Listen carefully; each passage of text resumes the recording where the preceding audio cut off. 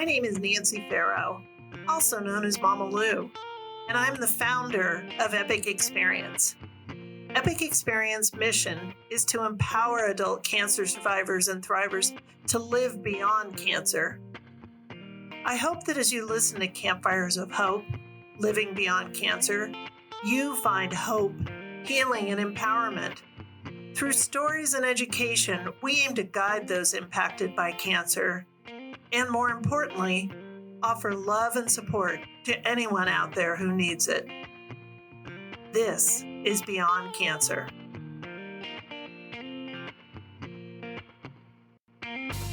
Father times dance through the night with the ghosts of America's mind.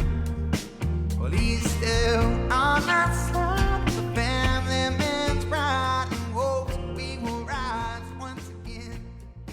So, let's go, sweet time. Hello, everyone. This is Gail, aka Sunshine. Welcome to episode 2 of our special 2-episode series, where we're discussing clinical trials with 2 medical professionals. So I want to welcome back Dr. Lieu and Dr. Wilky. I appreciate you both joining us again. Thanks for having us. And today I am going to ask, instead of asking for your background, since we got that, I'm going to ask for one fun fact. Anything at all. Dr. Wilky, I am going to ask you to go first. So I actually majored in music in college as an undergraduate and played piano and did all that before I wound up going to med school. Awesome. That I love it. Dr. Lieu, how about you? We're going to have Dr. Wilky play the piano. Exactly. So my second kid, when she was born, we actually got discharged from the hospital. My wife was in labor and actually delivered her on the highway. And no. That girl is now 11 years old, which is crazy. But that happened at midnight. That was super fun. Wow. Yeah. Both of those are firsts. So thank you very much for sharing those. So today we're going to dive a little deeper into specifics about clinical trials. Our first episode, in case you missed it, was a more general high-level overview. And this time we're going to get a little more specific. So the first question I want to ask is, when should someone consider a clinical trial? In other words, when on their individual cancer journey is this something that they might want to start considering? And Dr. Wilky, I'll let you go first. So my short answer is at every step in the patient journey, frankly. I am biased, but I am very, very passionate about clinical trials. And I really think that all patients should be explained about what a clinical trial is and what those options are, starting from diagnosis. It's true that early on, where patients may have like localized disease, and that can be addressed with standard chemotherapy, radiation, surgery, something like that. Like, yeah, there may not make a lot of sense to sort of deviate from standard treatment when you're on a curative paradigm. But certainly for patients who have been told you have stage 4 cancer and right now we don't have a treatment that can cure you, that should cue discussions about not only standard of care options, but also any potential clinical trials that are available at that point. And the different types of clinical trials may change depending on where exactly you are in the journey. But always the right answer is, are there clinical trials that I might be a candidate for, in my opinion? I couldn't agree more. I think that it's a question that you can ask your doctor anytime. Mm-hmm. And just like Dr. Wilky said, sometimes we do something like it's an early stage cancer and this cancer gets cut out and then you're just done. And you might be meeting with a doctor just to make sure the cancer stays away. But even in that situation, it's okay to ask about, are there clinical trials that are out there for prevention? Because we know that there are clinical trials that investigate, obviously, new therapies in the metastatic setting, but there are also clinical trials to try and keep cancers from coming back. And so, just like Dr. Wilky said, just ask your doctor at any part of the journey of your cancer journey, are clinical trials right for me?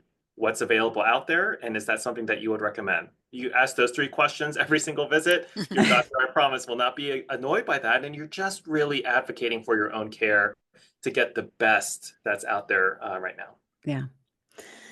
One thing I'm wondering, because I've never personally been part of a trial, is what is it like? Like, what is the day-to-day journey of a clinical trial, and how is it different from the standard chemo radiation um, course of action that someone might take? Yeah, so when you think about entering into a clinical trial, you'll have this discussion, much like we're talking about on this podcast, about what would entail getting into a clinical trial. If you do agree or think that you want to be involved with a clinical trial, the first thing that will happen is actually signing the consent form and what we call a screening visit.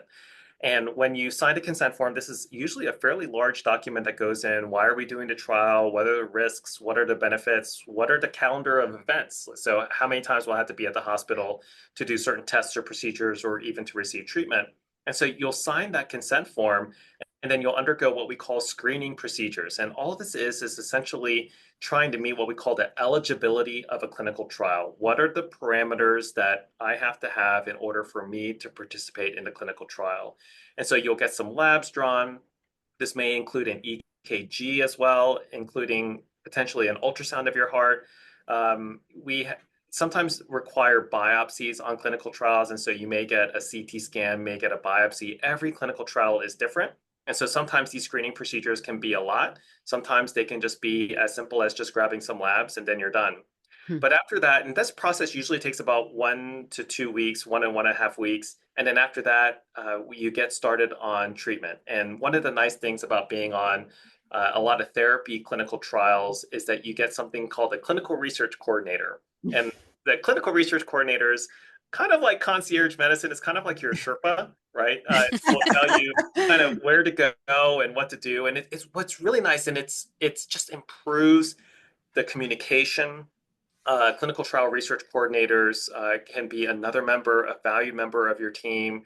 And I think that this is one of the reasons why patients do better on clinical trials, even when they're just investigating standard of care chemotherapy, because you have somebody who's guiding you through the process, navigating you through the process. And I think that communication can sometimes honestly improve patients' health and the care that they receive. But that's essentially how you get started on a clinical trial. So we just wanted to give people that type of information.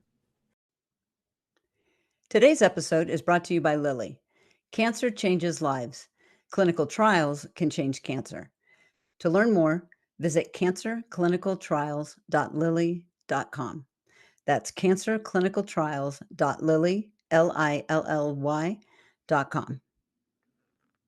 Yeah, I think that patients love being on a clinical trial because they get not just their doctor, or they get the extra PAs or the nurse practitioners who might be seeing the patients as part of the study, and they get their coordinators, but then they might meet extra pharmacists, because there's like this whole other level of oversight and just, making sure and double checking that every single detail is being followed according to this protocol, which is essentially a set of instructions as to how the treatment should be given, what is the monitoring that's required, what are the criteria to be treated or not to be treated, all of those things. But it's much more stipulated than there might be with other types of treatment. And so what that means is then on follow-up visits, you're going to see your doctor more frequently. You're going to get asked about every single side effect and every single thing that happened to you since the last time you were here, whether that was, oh, I got in a tussle with my dog and I scraped my arm up. We actually capture that. We care about that, because these are our patients who are on a potentially a brand new drug that might not have ever really been studied in people before, right? So we're learning as we go about everything. And that may mean longer days than you might have if you were on a standard treatment. That might mean a few more extra EKGs as we monitor and check your heart and make sure that the drug is not having any weird effects on the heart. So every trial is a little bit different, but at the end of the day, you are contributing to research as something that has not been known before, and we make the most. We try to learn as much as we can from every single patient. Yeah. And you may have just answered this question, but how long do trials usually, like this day-to-day Sherpa-ing along the trial and all the extra EKGs and the blood work and all those things? Is there a typical length for a trial, or does it really vary from cancer to cancer, person to person? It really will vary from person to person. I would say, to Dr. Wilkie's point, a lot of these procedures that we have to do, they're really front loaded. And so, Mhm. after the first month or so, the time requirements to be on a clinical trial really start to decrease. What we tell patients is oftentimes the clinical trial will go for as long as either two things happen. Mhm. The patient wants to continue, it's going to keep going. And then number two, the cancer is not getting any worse. If the Hmm. cancer gets worse, then we certainly want to get somebody off clinical trial, try something different. But also, again, to bring home the point that the patient is always in control. So the clinical trial can stop at any time that the patient wants. But if the drug is working, if the cancer is getting better, that trial is going to go. Yeah. Mhm. Okay. Okay. And then I want to shift a little bit to go into a specific kind of trial called investigator initiated trials. And first, I'd like to know what those are and how they differ from the pharmaceutical sponsored trials. And Dr. Wilkie, I'll start with you on this one. Sure. So I am, again, also very, very passionate about investigator-initiated clinical trials, and I'll tell you just a little bit about how they're different.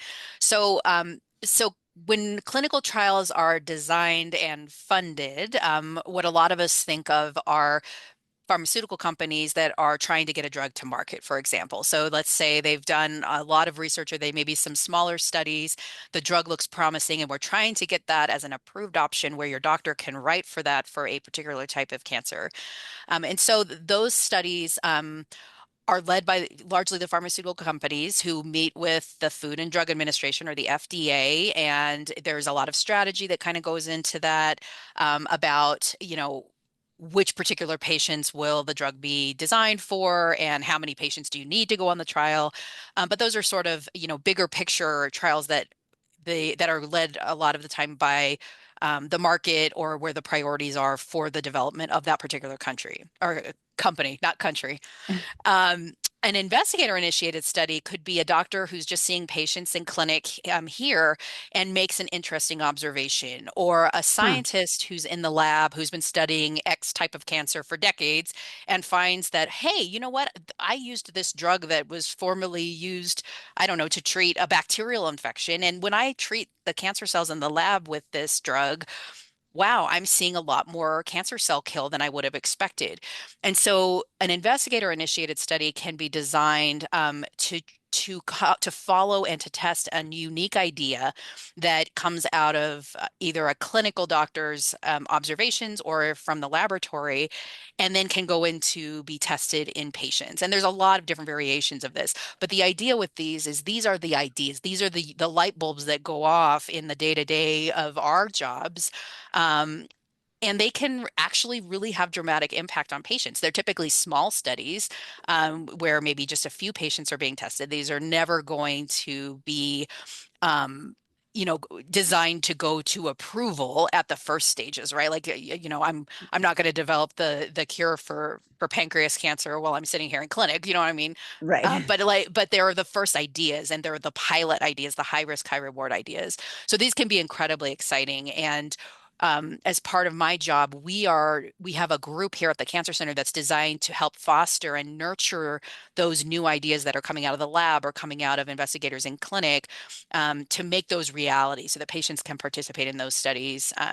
So I think it's a really cool idea and a different way to do research that's really important. Chris, Yeah, I don't know. that's You were the IIT fascinating. guru long before I was, so it's Yeah, so I think that's put perfectly. A lot of times, investigator-initiated trials are really based off of data that's produced locally to where you live. Mhm. And what's really neat about that is that these are some of the best ideas that researchers have in your area that have led to then a clinical trial. That's a lot of times only being done in your area. So it's a Wow. very, very neat type of trial. And if you ever hear investigator-initiated trial, that should provide some excitement for you. And yeah, ask again, as we've been saying, ask about it. So why are investigator initiated trials important for innovation in cancer treatment, and how do they impact patient care? I just I think that think it seems like there's a particular niche there because they are local, right? Like you've been absolutely. I emphasizing. think that sometimes investigator-initiated trials really address some of the issues that people are having locally, right? Because we know cancer, can be even different across regions, or some of the things that people struggle with or have challenges with may be specific to a region. Investigator-initiated trials can really address some of those more regional or local issues. The second part of this is that a lot of times this is really data that's coming out of laboratory studies that really aren't being funded by pharmaceutical companies, which means that they're really just following the science, which is really, really neat, because sometimes these ideas really come out of just learning more about the human body. And then you learn something and you say, okay, well, we might be able to use this to treat or prevent cancer. That is super exciting. And so when you see these IITs or investigator-initiated trials come through, they're really being driven a lot of times out of the science and the observations that are being made in the local laboratories. Yeah. Especially for rare tumors, sometimes, again, I'm a sarcoma doctor, so rare cancers are my thing, but we don't always make the top priorities, right? So sometimes, and sarcomas are over 100 different diseases, each of which are unique. So that's very, very hard for a pharma company to kind of run a big sarcoma clinical trial sometimes. But we can, if I have an idea and, we have a study that we think might be effective for X type of sarcoma, I've had patients travel from all over the country for a study that's only available here in Colorado because for whatever reason, I got this wild hair-brained idea, and we're doing a clinical trial to test that, right? And so it's again sort of an opportunity for patients who might not have options in bigger, more standardized studies to still be a part of clinical trials. Yeah, that is fascinating. Well, thank you both so much. Is there anything I haven't asked you about clinical trials, and specifically the specifics, the details that someone might be wondering? I think the biggest thing that we want people to take home are really maybe two things. Number one, we want people to hear the excitement about this. I think, again, the most exciting time ever in cancer medicine, and that's really being driven by clinical trials. But then number two, the biggest thing to remember is just ask. It's okay to ask. You'll never be annoying anybody, and it just is going to lead to a much better conversation, even if that doesn't lead to a clinical trial. Yeah.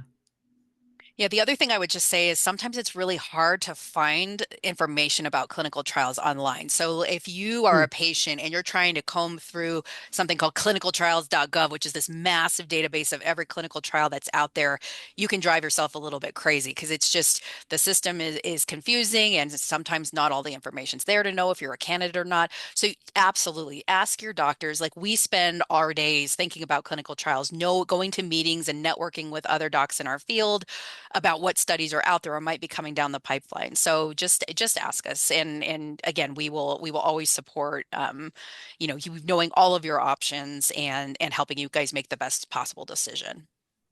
Thank you.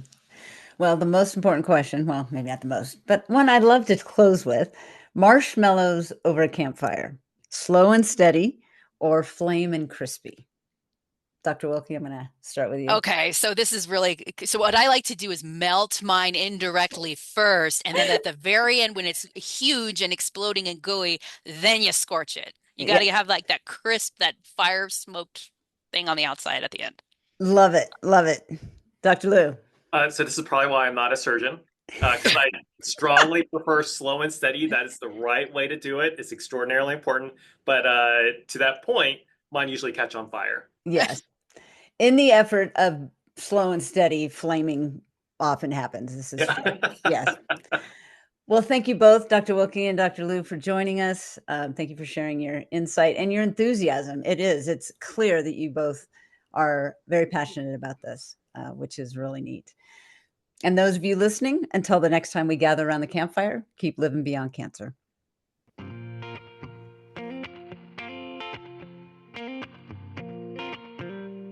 Thank you for listening to this episode of Campfires of Hope, Living Beyond Cancer. For more information about Epic Experience and our programs, or to donate, please visit our website at epicexperience.org. Music for this podcast is provided by Moonshiner Collective. If you enjoyed this episode, please rate and review us so we can share our story with more people. Also, be sure to subscribe wherever you get podcasts so you'll know when new episodes are released. We hope you come back and join us for our next episode. Father time.